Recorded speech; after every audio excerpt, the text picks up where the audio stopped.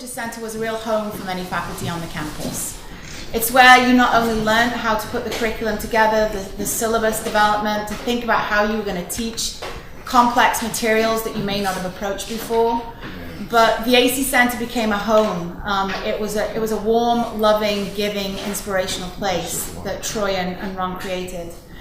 And there was this weird time when I thought, oh, I really want to be a part of that. And then the announcement of Ron's retirement came up and the position, and I thought, oh, I'm going to apply for that. And it may sound really stupid, but then Ron left and I was there, and I was like, where did Ron go? I think I've kind of been mourning his absence ever since.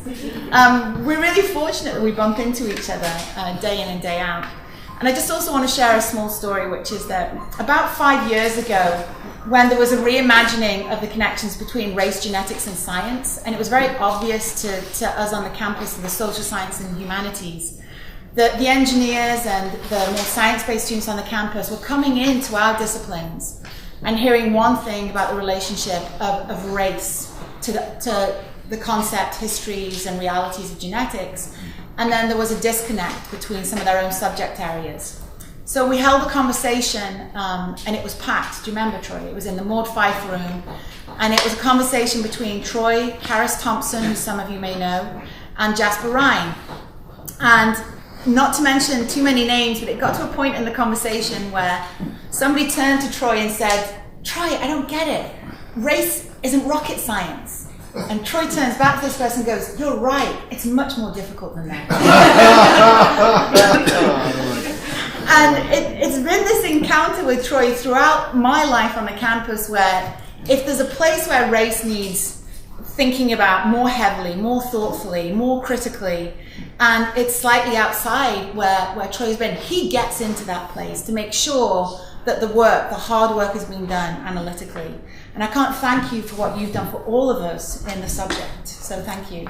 And without further ado, I'm just going to ask Ron and Troy to dive into a conversation that we're recording, because we are losing histories, and it's really important to make sure that we have these histories move forward with us. So bear with us that we're also going to videotape the event, and I think Ron and Troy are going to take themselves down memory lane and then also open up for some questions. Please welcome Ron and Troy.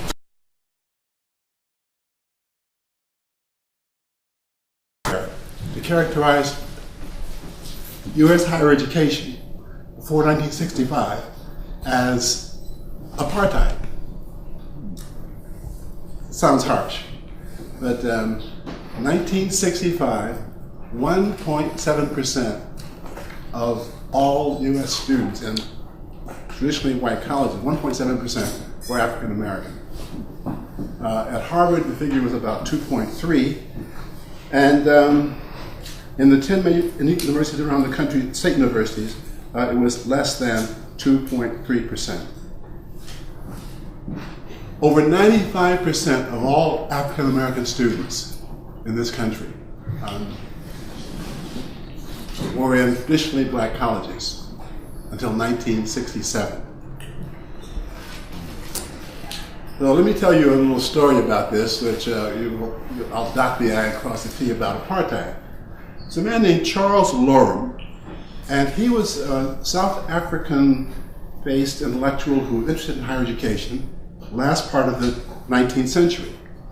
In the 1890s, he came over to the U.S. with a number of his colleagues and reviewed the situation and saw the black colleges and said, interesting idea.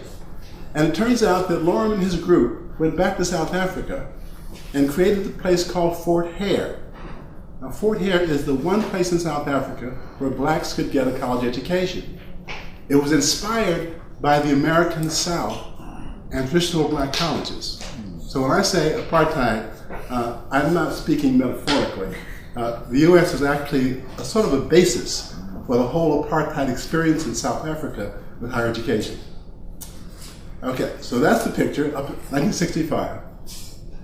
The same period, something else happened that's quite dramatic. It's going to shape what happened in the country, but certainly in California, and that is, of course, the immigration law, which opened up inadvertently the Asian immigration. In 1965, less than about 3% of California was Asian. And that is going to change rapidly. All right. So, 1967-68, huge shifts, partly because the explosion in our cities. Started with Watts in 65, but then of course after King's assassination, we had about 15 major cities literally burning, rioting. Detroit being the most dramatic, but Newark, all over the country there were these kinds of riots after the King assassination. And in a very short period, within about 2 to 5 years, colleges around the country opened up their doors to African Americans. Now listen to this figure. 67, 1.7% of white colleges were black students. 95% or more of black students were in black colleges. By 1975, 9.8%, nearly 10% of American colleges were enrolling black students. But here's the figure that should catch your attention. By 1975, for the first time in U.S. history, more African Americans were enrolled in non-black colleges. In the short space of 8 years, from 95% in black colleges. Until 1980, it becomes clear that most black students are now enrolled in what were previously traditionally white colleges. That's a short decade and a half. Huge transformative basis for what's going to be the backdrop for the American culture's experience. So, okay, just a couple of notes here. The attitude of my faculty colleagues was something like this. Well, all right, the doors are open, you're here. Come in, sit down, shut up, and enjoy the show. The attitude was, we are the faculty, and we have the accumulated knowledge of our disciplines. We write books, articles, we are the experts on our field. We have the terrain, we have something called the canon, and the canon is ours. And so here were these black students coming into the university, and rather than sitting down and shutting up and enjoying the show, they became insurgent and began to challenge the whole notion that the curriculum was apolitical. Now this is an extraordinarily difficult moment for many of my even liberal and left white colleagues to accept. I remember the framing. Faculty are the experts on the canon. The canon is fixed, it's in place. And here come people from outside the academy with an insurgency which seems to the faculty to be, quote, political. And the political character of the insurgency undermines its legitimacy. So from the very beginning, the black students were seen as not just insurgent, and not just lacking in gratitude for being permitted into the white colleges, but they then had the nerve to challenge the curriculum. And that challenge was seen as political. The flip side, of course, is that most of my colleagues thought what they were doing was simply apolitical, the neutral carrying forward of the curriculum. That's what faculty do. I love to tell the story of John Searle, a philosopher here, and a very distinguished faculty member, and a very good teacher by every notion that was being measured in those years. John was quite popular, articulate, engaging, humorous, thoughtful. Here's what John Searle said once in a debate with me. He said, you know, I come into the college in the 60s and I teach a sea of white faces. He said, now it's 1992, 1993.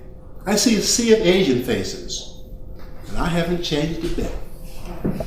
And what he meant was, I teach the eternal verities.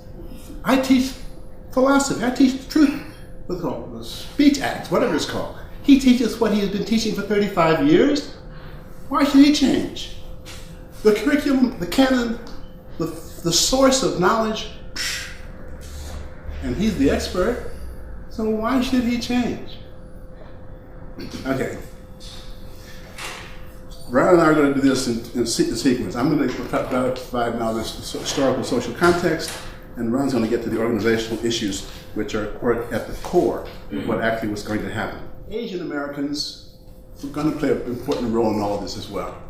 So, as I indicated, in '65, the immigration laws changed. In the next short period, California had only about 2 to 3% Asians in the 1960s. Blacks were about 7%. Things changed quickly within 20 years. Asian population had moved dramatically, and it's now about, by the way, nearly 14%.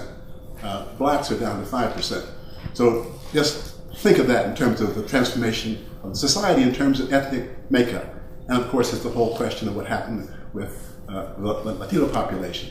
So this is a period of rapid transformation, and the students are flooding into the gates, flooding in, into the images of my colleagues. And there's contestation, there are protests, there are demonstrations for transformed curriculum. It begins with Black studies. But the Black students come in with the Black Power movement as a framework, and they start to say things like, we want control of the curriculum. We want Black studies and a Black studies department, which is controlled by Black faculty. Well, there were almost no Black faculty. In 1968, 69, I was one of 6 Black faculty on the campus, 1,350 faculty. I was the only one in social science. And so what that meant was I was on everybody's committee who wanted to deal with these kinds of issues. The Black students in this insurgency were to produce a situation in which the white faculty felt beleaguered, besieged, and not engaged. They either retreated into their labs or into the libraries, into their computers if they had them, but they certainly were not wanted to be engaged. And here's where things started to become interesting. In the late 60s, there had already been a coalition in Berkeley between the different ethnic and racial groups. Native Americans, African Americans, Asian Americans, Latinos had all gotten together to form what they call the Third World Coalition. And so the seeds of the American Culturist Requirement were actually in this early period of coalition building. And that's going to become an issue as we move to what happened with the American Culturist Requirement. So we already have this notion that there's going to be a coalition. And around the country, as I indicated, there were all these incidents. University of Michigan, so the NAACP had a big rally because there had been this incident on campus. The details I won't go into. The point is that this happened all over the country. An incident happened, and then the administration, the faculty would say, we have to make a response. And the response was often a course, a required course. The Michigan model, one of 3 models, was to respond with a course and what I would call now the other. You had to have a course in the other, and you could graduate. That was the Michigan model. It could be African American, it could be Latinos, it could be any number of others, but one course in the other. The second model was Stanford. Stanford responded to the assault on Western civilization. And their response was, okay, we'll make it world civilizations. We'll contrast not just the Western civilization of Europe, we'll bring in China and India. We'll bring in other great civilizations, and that'll be our response to diversity in the curriculum. Berkeley was the exception, and it became the model for many universities in this area. It spread to other parts of the country, but that was the American Culturist Requirement. And that was contestation and heated debates at this early period in the late 80s. And it was sharp and dramatic because it was also a time in which affirmative action was under assault. And here's why. Berkeley was admitting 3,000 students every year into the freshman class. But there were, in that period, about 16,000 applications for 3,000 spots. Those of you who were here will remember this. But David Gardner got up in the Regents meeting and he said, we have 12,000 students with 4.0 GPAs or above, 12,000 students applying for 3,000 spots in the freshman class. Dinesh D'Souza writes a book in which he attacks Berkeley's program of giving access to Black and Latino students and not permitting in an Asian student who has a 3.9 GPA, is valedictorian, plays the violin, does all kinds of things. But he gets into Berkeley, but a Latina with 3.6 does not. And so this becomes a rallying cry. The cry against affirmative action starts in some ways to have its legitimacy, its heft, in this whole framing of what's fair. Is it fair to bring in someone with a 3.6 GPA into Berkeley who's Latina, same high school as this Asian American with 3.9? You can see the problem. Gardner would tell the regents, we have no choice but to permit in people across this wide range, because you can't get 14,000 people with 4.0 GPAs at 3,000 spots. You can't. It's just not affirmative action. It's not doable action. It's not, you just can't do it. So the question is, what kind of criteria will we use? And for the first period, Gardner silenced the regents. They didn't like it, but they accepted it. But that was a framework in which now American cultures would begin to surface as an issue. Recall, the first issue was Black studies. But that later on became Third World Studies, a coalition of different groups. People in ethnic studies, in particular Ron Takaki, but others, would take the strong position that we needed to have these courses as part of the required curriculum. And of course, many of my colleagues thought that was a terrible thing, and they pulled back and would not have any of it. So the Chancellor, Mike Heyman, and the administration activities in the Academic Senate coalesced.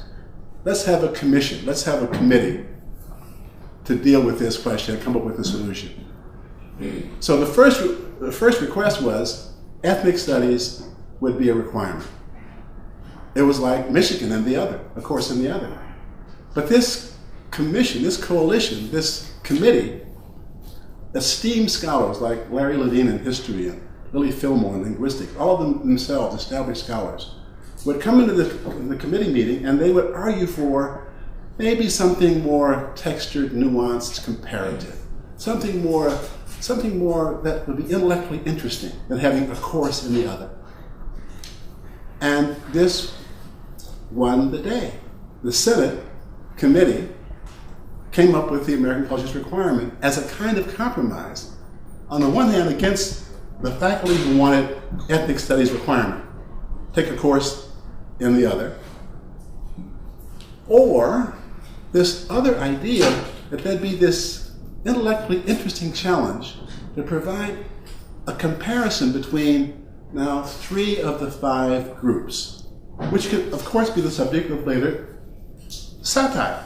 You could hear people saying, why these 5? Why not another 2 or 3?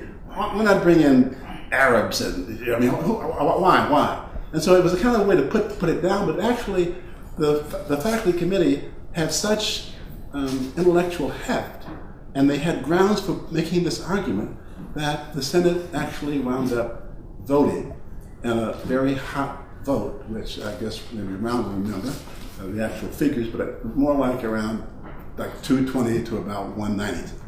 And it was a very hot meeting. I mean, people came out with all kinds of arguments in favor or against it. And while they were not fist thrown, it had a sense of that kind of visceral response to what was going on. So that's the backdrop of what happened. The American Culture requirement actually was passed by the Senate, but a lot of contestation. And I guess I want to end with this notion that the students themselves were torn and ambivalent.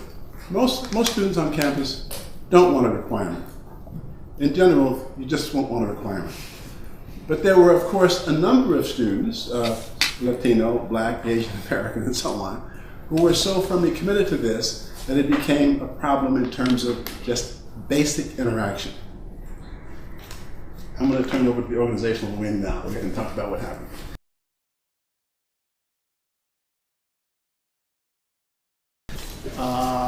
There was a Rod Park, the vice chancellor, gave the center a room in Wheeler Hall. Nice blue rug on the floor. That was it. It was empty. So Bill Simmons, who was chair of the committee that came up with the proposal that the Senate had approved, having gotten it through, he got the job of making it happen. So he was the first center director, and they needed somebody to do the work, as figures think. And so they listed this position, and somebody told me, hey, you apply for this thing. So I poked around, and I was looking for something else to do at the time. And I said, okay, I applied. I found out Lily, my faculty, because I was in education, was on the committee. I asked her about it. She said, oh, you're interested, good. And so I applied. I went through the whole process, and Bill liked me better than anybody else. I got the job. And so I started in February. We had an empty room. First thing, you get furniture. So we did that. And the next thing was Bill, we sort of divided. Bill came up with the idea of the summer seminar.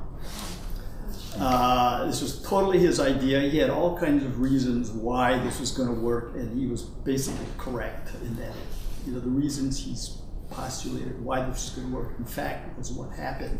It did work. It was fabulously successful. You can ask Paul about it. So we had a place. We announced the first summer seminar. We had 32, I think it was, 30 faculty. These are senior faculty. These are not lecturers. These are people with tenure. And most of them, not all of them, most of them had been soldiers in the trenches to make the American Cultural Requirement vote happen. And so in a way, this was kind of the reward. But there were other faculty in that group who Bill literally did not know. Why is Ken Weisinger complete? He does Hegel in German. I'm like, why is this guy interested in this stuff? And you had other faculty who were very senior, were looking for something new to do, all kinds of people. So the usual way, the campus, because Heyman wanted to make this happen, throw money at it. So the summer seminar, we had the stipend, we had some research money. Heyman had got us a grant from the Pew Charitable Trusts of $350,000, and we used that for RA money. And the interesting thing about the Pew grant, that Pew at that time funded bricks and mortar. They didn't do curriculum. It says so right in their program. We do not do curriculum. We do buildings. And so buildings are like millions and millions of dollars. And $350,000 was change for them. But for us, it was a solid pile of money that we managed to dole out over 3 or 4 years. And that made a big difference. So the summer seminar got going, and my job that time was just to make everything happen, get them lunch and all that kind of stuff, right? Easy. But the thing I had to worry about down the road was in the fall of '91, the first students who got admitted, had to have a class. So you had to have seats. And so the question I had in mind was about how many seats do you need? So I went over to the guys who do the numbers, and they ran the models, and we came up with, you need about 6,000 seats at steady state minimum to provide a seat for everybody, because you did not want a float. The float exists for the writing requirement, 1A, 1B. And that happens when you have senior students going through the system, and you become seniors, haven't met this requirement yet, not enough seats for all of them, can't graduate. That's what you didn't want. That's what you didn't want to happen. That's called a float, where you know that there's some number of students who should have taken the course, but for whatever reasons, mostly because maybe there weren't enough seats, couldn't. So I was worried about seats. That's all I care about. Quantity, quality, faculty quality. So seats, they translate into classes. Any size is okay. Bigger the better. Wheeler Rod, great classroom. I want one of those. I want lots of those. Classes translate into instructors. So everybody who did this first group of 32, I think it was, and the next year we had 40-something. You imagine 40-something faculty sitting in the center for 6 weeks, for 4 weeks, 2 hours twice a week, yabbering about truth. They actually argued for 2 days about truth, where Alan Dundas said, "Of course there's truth," and the guys from rhetoric went nuts over this. And neither side convinced each other. So the number of instructors was important, and then from that the number of departments. So why was the number of departments important? Well, the thing you have to understand back from the very beginning of this is the faculty at Berkeley required the students to pass something that did not exist. There were no American cultures courses. They didn't even know how to do it. I mean, this committee made up this bunch of rules and they codified it into Regulation 300. There's a bunch of words, but nobody had the idea of how to, except maybe Ron Takaki. And the other thing about this is that the faculty here, even though they're the world's expert on whatever they're expert on, in this particular area, if they were interested in it at all and had done some work on it in graduate school, because that's what you teach what you know. If race was white and black at best, maybe it was only black, but all the others it hardly existed. And this requirement required at least 3: substantial, theoretical, must be comparative. I mean, it was real clear what the rules were. And so, nobody knew anything about this. And that was the purpose of the seminar. The seminar was for faculty who wanted to teach a course to learn the material they needed to learn in order to do it. And they had to basically do it fast. There's no screwing around on this because the students are coming. That's not going to stop no matter what. And so the idea of the seminar was that you would get these people who wanted to do this, all departments, and we had 20, 30 departments, I think, and 20-something departments was the first group. And we would put panels of experts in the different areas in front of them, and they would talk about a little bit about the literature that's available. People who wanted to do a course in environmental science, public policy, sociology would say, I had this idea, what should I read? And they would tell them right there. So in 5 minutes, you'd cut out lots of reading. Then you get your RA and go hunt the books down, get going. So this was a quick entree into learning the material that you needed to know that you didn't. And so in the fall of '91, the first classes started. I think there were 15 of them, and Leanne was one of them, Diane Clemens. And one of the things, so they started. And it took us a couple of years, 3 or 4, by the fall of '93, all the students who came, including the transfers, the upper division transfer, had to do it. So that the first class out the door in '94 was supposed to have been satisfied. Everybody was supposed to have satisfied the requirement. For those that took 4 years. Those that took 5 years, they didn't have to do it. But by '96, everybody basically had to do it after. So you're talking about 20,000 undergraduates flowing through this system, and you have to have enough seats. And we got up to the point where 6,000 seats is in there now, because that assumes everybody does only one of these ever. And you know perfectly well that you get people who like these courses, they take more than one. I can't take it now, I want to take it next year. You need slack in the system. And after a while, I figured maybe 8,000 seats was the minimum you needed at steady state in order to keep this thing going nicely to avoid the float. And if you got more than that, great. And I saw the numbers from just this coming fall. Is that it? It was 10,000, right? Yeah, 11,000 seats this next cycle. And that's really something. We never even got close to that. One of the aspects of this, which isn't written down anywhere that I ever read, but Bill talked about this, and the faculty talked about this. This requirement was not really about changing what the students take. It's about changing what the faculty teach, which is much, much harder to do. That's why you needed a seminar. This is about curriculum reform. Because if you want to change what the students take, and lots of colleges did this. You go through the catalog and you say these courses, and you make a list, and you say, here, take these, it satisfies the requirement. So everybody who's teaching whatever they're teaching, they don't have to change anything they're teaching, because either they're teaching one of those, they teach the same thing, or they're not, they don't have to do anything. But this was about changing what the faculty teach, not in the ethics studies department, but they had to change too, because remember, they're specialists in only usually one group, and they have to learn 2 more, just like everybody else did.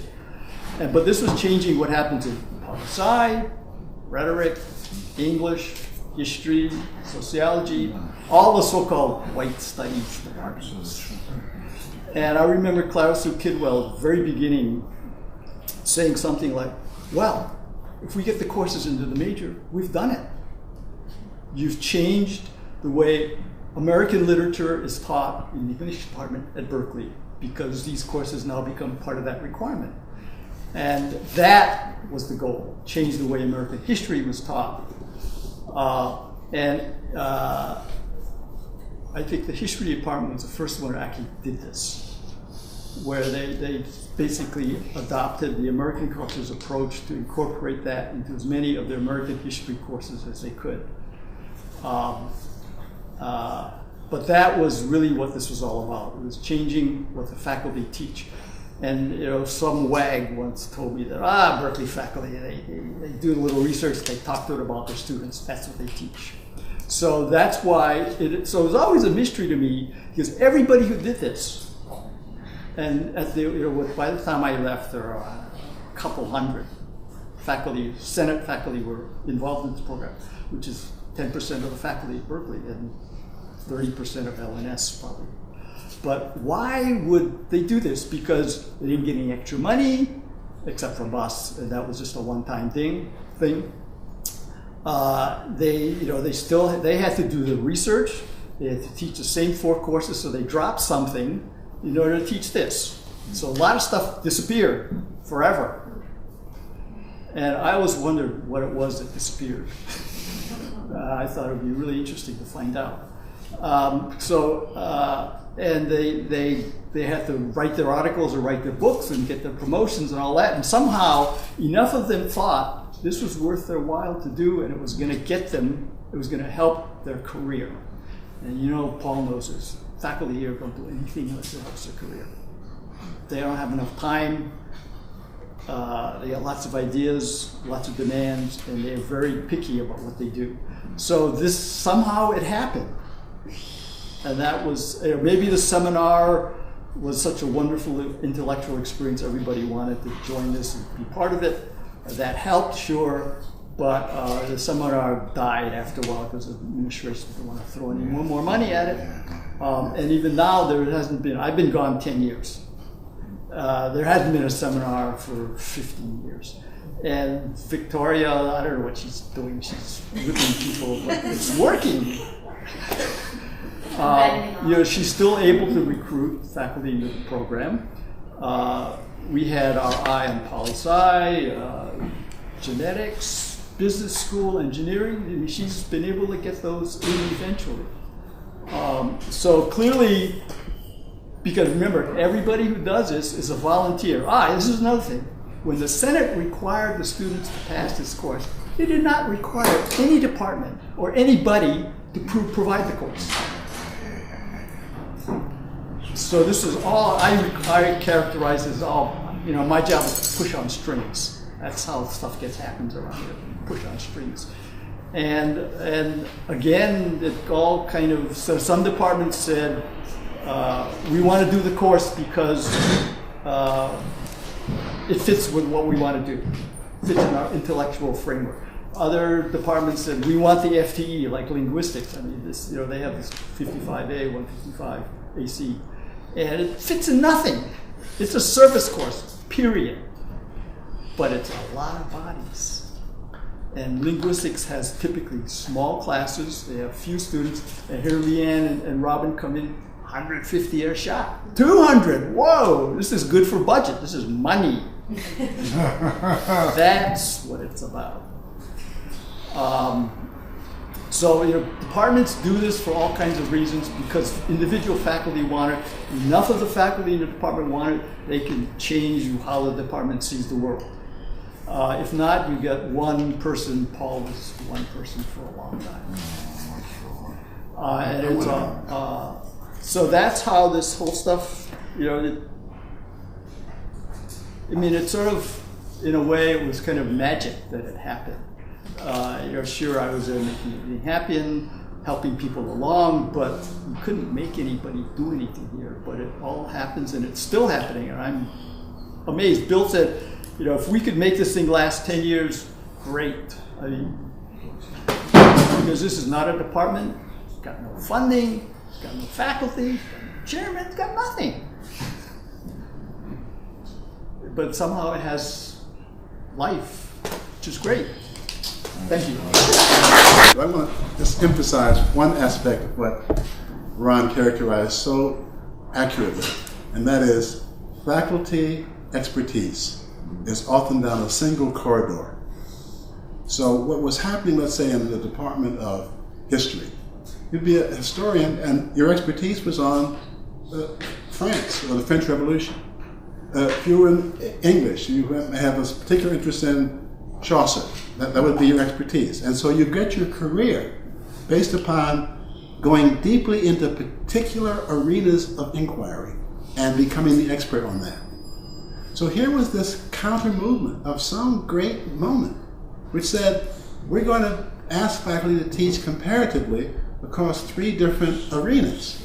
And that made the summer seminars intellectually exciting.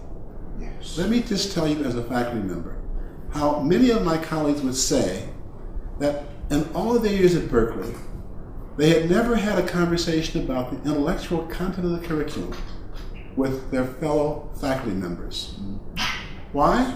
You get slotted. I come into the Department of Sociology, I'm slotted as a person who understands particular elements of the sociology of social movements. That's my expertise. And then I just teach that course over and over again. So there's a kind of self-fulfilling problem here about expertise, corridors of knowledge.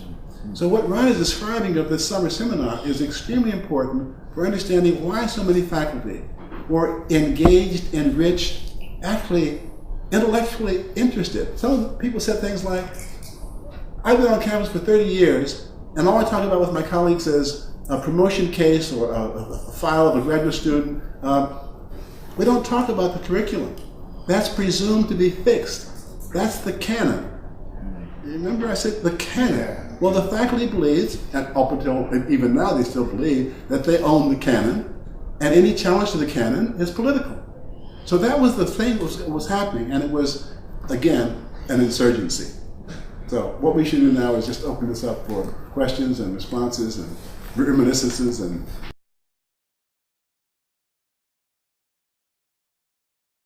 here's one. I simply want to say on a very personal level that I was one of the first members of the summer seminar. I was one of the first members of the summer seminar. It changed my life. It got me out of the channel that Troy just referred to. It got me thinking about things I'd been actually embarrassed to think about before. I thought of myself as colorblind. Race was not a category that mattered to me. And so on and so forth. Well, I learned very quickly that is indeed blindness. And it changed me as a teacher. It broadened my horizons. I think I learned more in that little room in the hall than I have ever learned in any other room, including the library. It was wonderful. And I can't thank the organizers of the program for that experience. Maybe I can add a few footnotes from a remote and forgotten corner of campus. Yeah, I was very enthusiastic about the American Cultures proposals. And what Choy very tactfully did not say is they got voted down soundly, once or twice by the Academic Senate. Once that I know of. Okay, once very Twice, definitely. once I think twice. maybe even twice. But anyway, as I was listening to all these arguments and trying to figure out what people were saying, all of a sudden, I'm a bench scientist, so I can't speak as eloquently as all these people talking on the floor of the Academic Senate. But what it dawned on me is I could finally understand what they were saying if I turned everything into power and resources on campus. And then every speech made sense. And so I got up on the floor of the Senate and I said, am I wrong? I'm trying to understand what you're saying. And if I translate it all into power and resources, it all makes sense. And nobody's ever told me I was wrong. The other thing I pointed out is there were a couple of very obvious things. And it seemed to me very obvious that the opposition and the commission that was proposing the American Cultures requirement actually had a lot in common, but they didn't realize it. And two things in common that I thought had to be pointed out. One was that when one talks about power and resources, as soon as the American Cultures requirement got passed, that would open up power and resources to everybody. And I reminded the departments of English and history and the established departments, these departments became powerful. They didn't become powerful by being dummies. They became powerful because they were good at grabbing resources. And once fresh resources got available, I predicted they would grab a lot of them, which in fact they did. The other thing that I thought was very obvious, of course, when the commission proposed a comparative study of cultures, okay, they mentioned Asian American cultures, Native American cultures, things like that. Since we all live in America, of course, we all realize it's in the context of Euro-American cultures, but no one ever said it out loud. And one night, another side story, because of the scandal over Asian admissions, suddenly I was this person who was never involved in ethnic studies, but they needed a yellow face on committees and on commissions. And all of a sudden I found myself on a lot of ad hoc committees. But anyway, one night I was rooming with Bill Simmons at Asilomar, and we talked the night through about American cultures and how it might be shaped. And I kept on thinking, Bill, you've got to include Euro-American cultures, because if you're teaching a course in America, it's going to be about Euro-American culture anyway. Why don't you mention that explicitly? So the next proposal did have Euro-American cultures explicitly, and that's the proposal that narrowly won the day. So that's a footnote for younger faculty about the wars on the floors of the Academic Senate. There's a lot of details that people are sometimes too tactful to mention. The other detail, which I think nobody here knows, is the American Cultures course that never got taught. And this, I was very excited about American Cultures, and I identified a course in our department that could easily be converted into an American Cultures course. So in a great Berkeley tradition, I did something subversive. I audited that course, taking notes and making ideas of how I would change it if I were eventually able to get assigned to that course and then convert it into an American Cultures course. But unfortunately, before I was able to finish with my plan, I got assigned to teach one of the largest courses on campus, Nutricide 10. And at that time, I had my hands full. And unfortunately, the American Cultures course out of nutritional sciences never came to be. Tell me which one it is, because maybe there's still a chance. I would have loved to teach a course about American food cultures. In fact, I've taught freshman seminars along those lines, but I would have loved to teach an American cultures course. Like that. I think one of the elements that isn't mentioned is that the canon got rethought.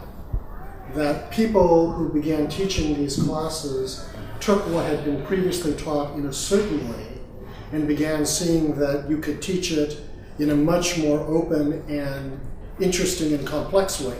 especially when you did comparisons between materials that involved other cultural perspectives. And suddenly the canon itself began to look more interesting than it had. And I think in part that's one of the reasons why those summer seminars were so successful, because when faculty were able to confront each other about these issues, they suddenly realized there was much more there than they had thought previously. Yeah. Other responses, questions? I don't think Corliss wants to say anything. Corliss is the element in the room that's not been mentioned, which is Ron talked about putting these reading lists together, and Corliss was the American Cultures Librarian for many years and still supports a lot of the course development. In your opinion, what was that relationship like between the library and course development, getting everything off the ground? Are we asking Troy and Ron that question? I'm asking you. Well, I'll tell you, Corliss was the, as they say in sports, the go-to person.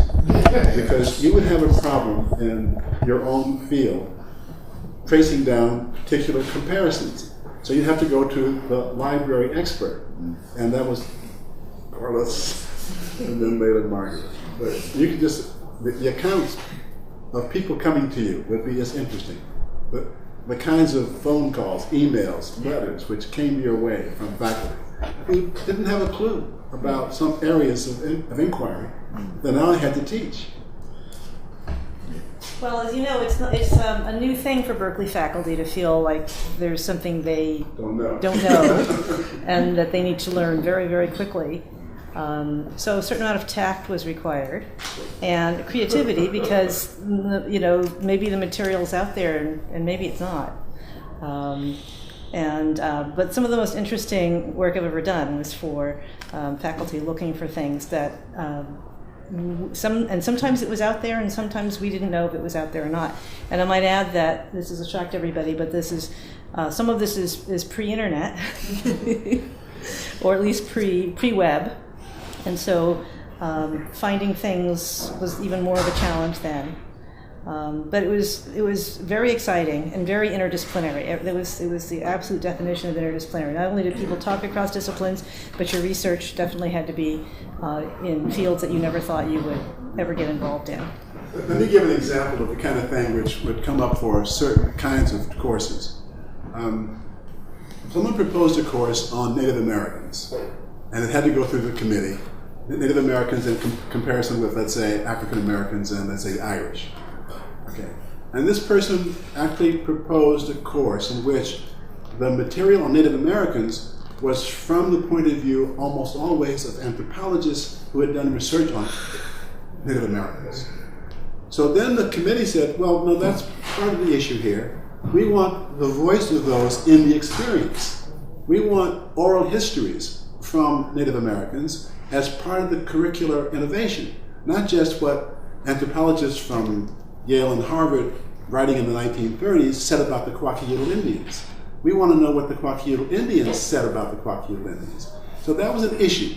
So are there materials in the library which would allow faculty to now move into a different direction, not just the established canon of the Kwakiutl Indian, but now were there materials about the Kwakiutls that maybe came from the interior phenomenological subjective world of that group? Now that's a challenge. And that challenge was met because this particular course would not be approved. And the person who proposed it was extremely angry that the committee had this power to tell him that these works in the canon about the Kwakiutl Indian were not sufficient. They had to be much more textured, nuanced, and from the point of view of those in the experience. Voice was a big thing that we talked about a lot. Right. Yeah, I should make the point that the American Cultures courses are the only courses on campus that have to pass, the intellectual structure of them has to pass muster by colleagues. These are the only courses that have to do this. You have academic freedom. You can teach whatever you want. Not American Cultures. Somebody else says, yeah, that course is okay. And about Corliss, from the very beginning, the library, meaning Ellen Meltzer, who was head of Moffitt at the time, realized that if you're going to change the curriculum, change with the course, make new courses, you have to have stuff in the library. And so there was this, they built this connection with us, this relationship. And one of the first things we did was we cut this deal with them to hire Corliss. We snuck her in, and she's still here. And she became the American Cultures librarian. And as Troy said, she was a person. She attended a seminar. Everybody knew who she was. She taught. She made it her business to know what each individual faculty member was going to do, what they were going to need in the way of library resources. And she made it all happen. I mean, if you ask them, they will tell you, as Troy said, Corliss was really important. Can I ask a controversial question? Was there any competition or jealousy between the American Cultures requirement and the Ethnic Studies departments because of resources and how the material itself is being taught? My understanding of that is no. Okay. Ling Chi wrote a little paper about this, and it's somewhere in the archives of the center. But because he had been asked about this by colleagues all over the country, that you're cutting your own throat. Because normally this was turf, right? Turf means resources, power. And here, ethnic studies at Berkeley was, we don't want this. Because if there had been an ethnic studies requirement, which meant you had to take an ethnic studies course, the only way you could do that was you had to have all 23,000 students taking courses in the ethnic studies department. Right. Or those courses could be cross-listed here and there. But basically, the department wasn't that big. No. Well, they the other couldn't teach that many courses, even if they wanted to. And if they had wanted to, it would have meant that the faculty would have had to redivide the FTE pie of faculty to give them more, because Berkeley was a finite faculty pie, and that was never going to happen in a million years. There's going to be a problem, because you had ethnic studies, but you didn't have, maybe in sociology you had courses on race relations, and maybe if you're in anthropology, but economics never came around. I should also add, on the department level, even when I was the director in the early part of 2002, I think by that time there had not been a single course from economics. So, still no? Still no. So, okay, you see the problem. So, the departments didn't have to have a course. And economics said no by voting with their feet.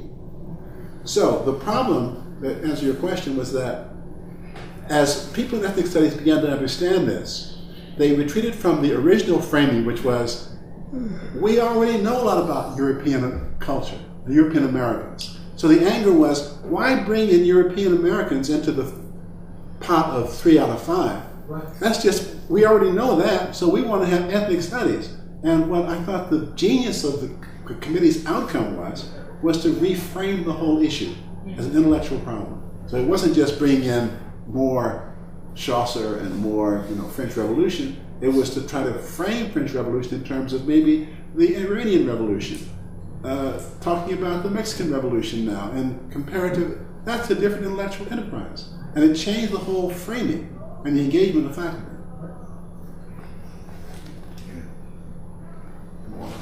Yes. I did a TA-ship with Dr. Henson, and I taught African American Studies 27, which was an AC course. But I wanted to add from my side of perspective the value of the AC course in African American Studies, because it opened up an avenue for me personally, but also for all the other students, to see how other cultures addressed their oppression, which was common to the African American experience. And so the way in which Dr. Henson had the class set up is we read novels every week, 15 novels. from every culture. And we were able to integrate all of those experiences, particularly the issues with the Chinese Exclusion Act, and had its impact on people who were Asian but not Chinese, because the American government didn't make a difference. What we didn't understand as people coming out of African American studies, and I have to say that, I have to preface it, before I came here as a grad student, I was teaching in Pan-African Studies and African Studies at CSUN, at Cal State Northridge, and at Cal State Long Beach. So I had a large compendium of readings in Black narratives and slavery, literature, Black family, the whole nine. Nothing in Asians, nothing in Native Americans at all. Even in high school, we had one high school teacher in our AP classes in the 12th grade who took his job in his hands and actually taught us about China. But he told us at the beginning of the semester that he was doing this and he may not be there at the end of the semester because there was this threat of communism and all that stuff.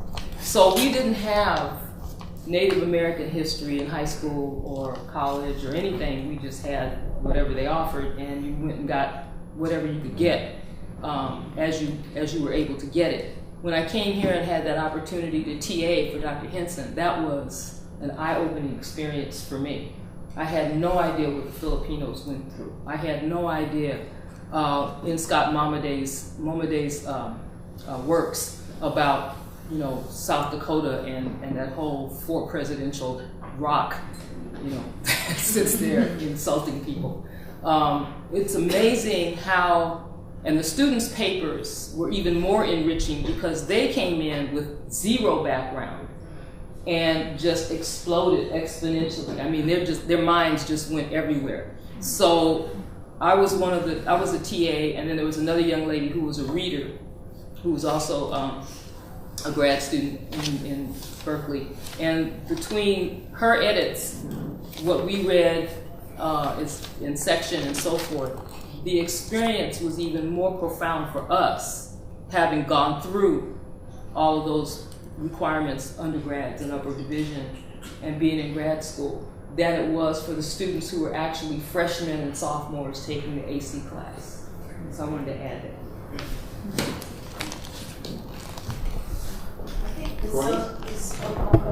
Oh, sorry. I just wondered if you could talk a little about the impact of American cultures on other colleges and universities, which is something I actually don't know a lot about. Calls from colleges all over the country. Students, faculty, deans, they all want to know what it was about. Students were, oh, this is great, we got to have this.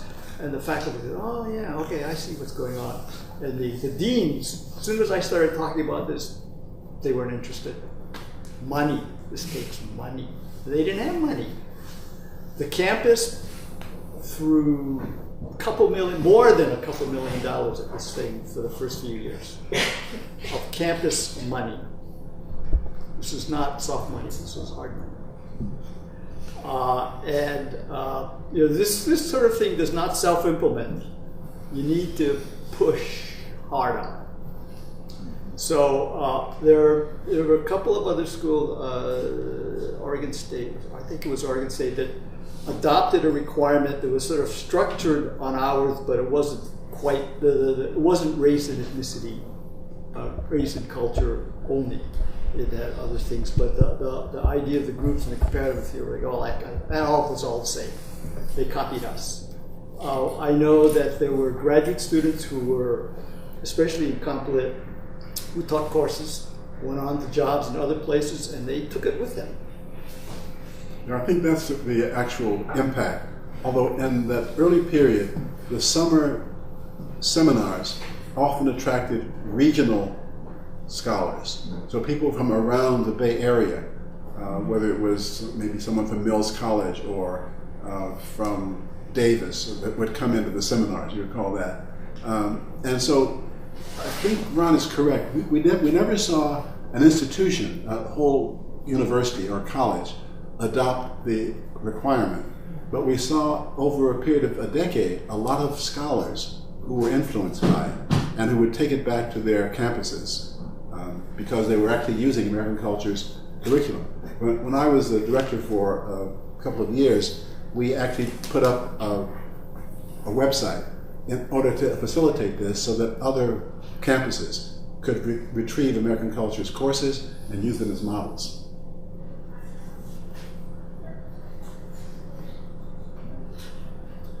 Is there anything you'd like to have done differently or would have liked to have done that you couldn't do? You're not making a list for me, are you now?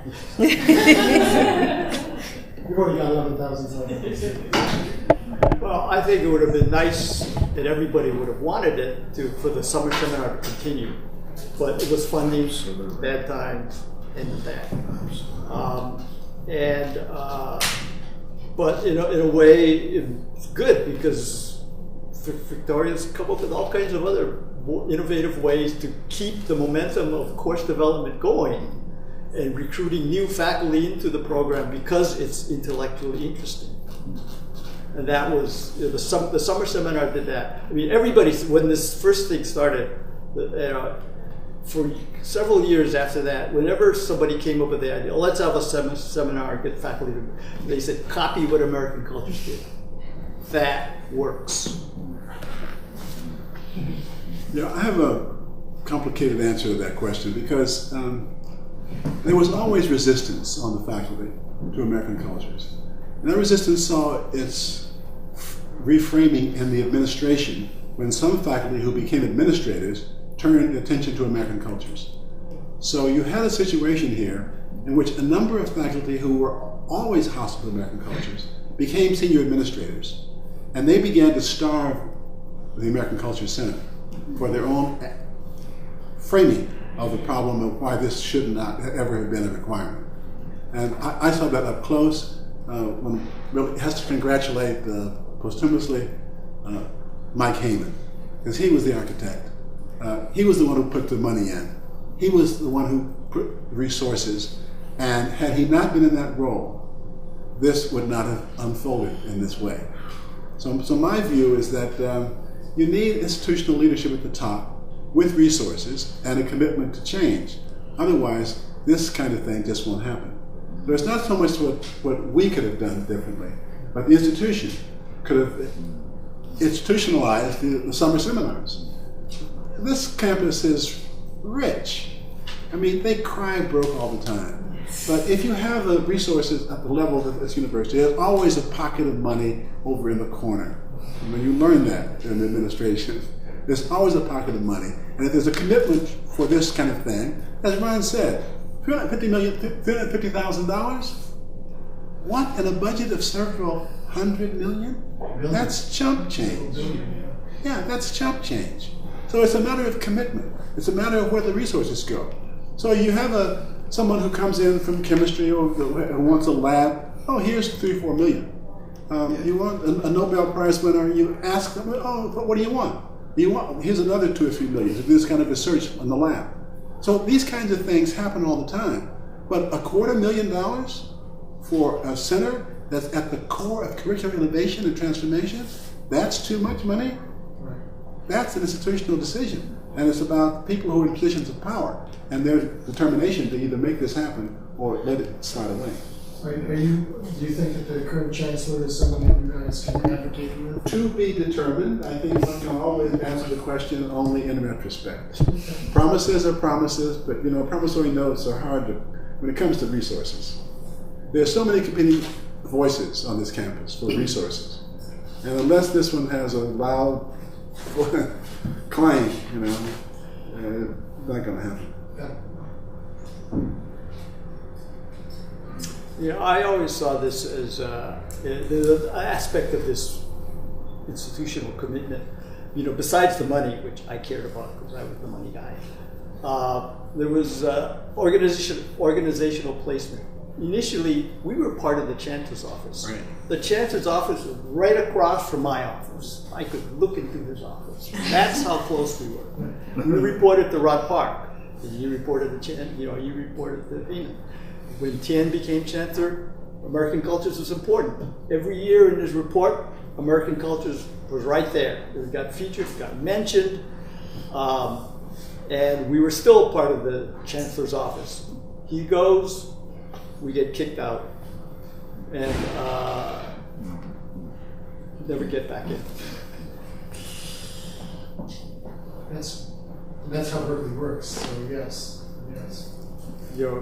So if you're part of the Chancellor's office, you're important.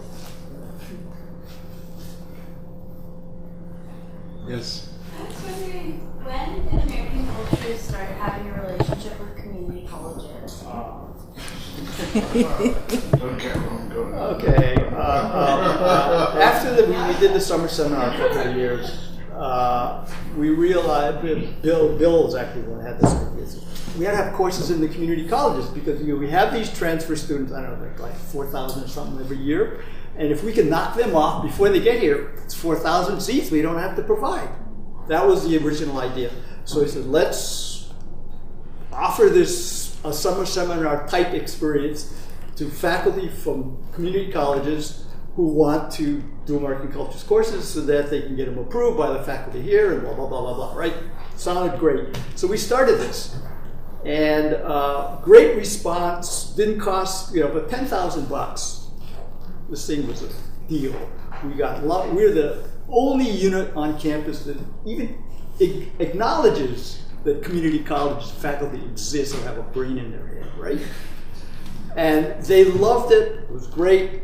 There was a little problem, which we didn't understand. I finally figured out later on why this wasn't working. We got very few courses. Why did we get very few courses?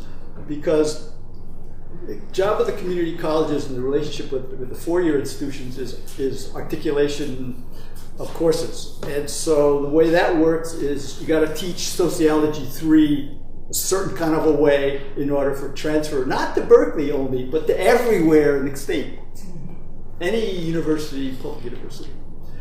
And so, we have this weird little way of doing it, and it doesn't work maybe for other places. Plus, you need somebody who's willing to do the course. And then you have to get it through the committee, the course committee, at that community college, which is a huge song and dance. You think we got bureaucracy. They got even more. And then you have one faculty member who's teaching 3 AC, sort of, but you have 20 other sections taught by 20 other people. What about them? And it just goes on and on and on, and realize they're never going to do this. I mean, it's just way too hard for them to do something different. Their idea is, tell me what you want me to do and I'll do it. And we were saying, no. We want you to come up with your own course. Invent something new.